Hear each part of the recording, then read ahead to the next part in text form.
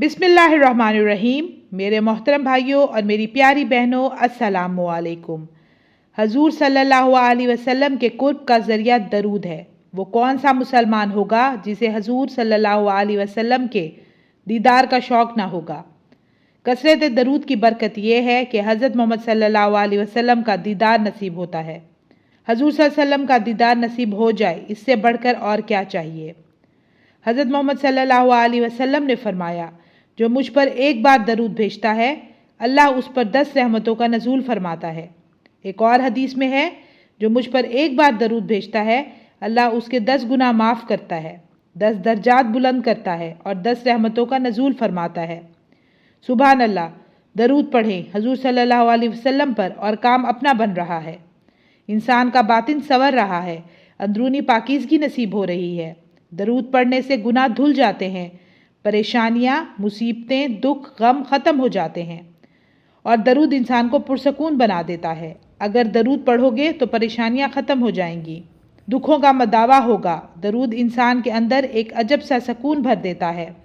بار بار درود پڑھنے سے ذرا یہ سوچیں کہ کتنا ذخیرہ رحمتوں کا انسان کے ارد گرد پھیل گیا ہے۔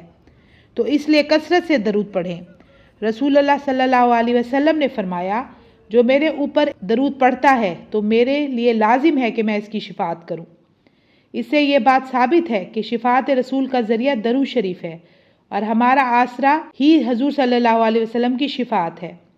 نبی کریم صلی اللہ علیہ وسلم نے یہ بھی ارشاد فرمایا، قیامت کے دن میرے سب سے قریب وہ شخص ہوگا جو مجھ پر کثرت سے درود پڑھے گا۔ یاد رکھیے، جو شخص کثرت سے زبان کو درود سے تر رکھتا ہے تو اس کی زندگی میں برکت، رحمت اور محبت اترتی چلی جاتی ہے۔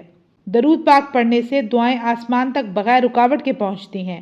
اگر آپ چاہتے ہیں کہ پریشانیاں آسانیوں میں بدل جائیں اور دل مطمئن رہے تو اپنے دن کا کچھ حصہ درود کے لیے مقرر کر لیں۔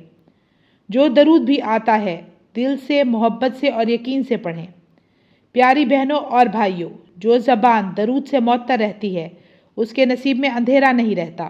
تو آئیے آج سے عہد کریں کہ کثرت سے درود پڑھیں گے۔ یہ چھوٹا سا عمل ہماری دنیا بھی بدلے گا اور آخرت بھی سنوارے گا۔ آخر میں اللہ تعالیٰ سے دعا ہے کہ وہ ہمیں نبی کریم صلی اللہ علیہ وسلم کی محبت میں ڈوبا ہوا دل عطا فرمائے، اور ہمیں ان خوش نصیبوں میں شامل فرمائے جن پر دن رات رحمتوں کی بارش ہوتی ہے۔ آمین یا رب العالمین۔ تو ویورز، مجھے دیجیے اجازت، انشاءاللہ میں پھر حاضر ہوں گی۔ اپنا ڈھیر سارا خیال رکھیے گا، دعا میں یاد رکھیے گا۔ اللہ حافظ۔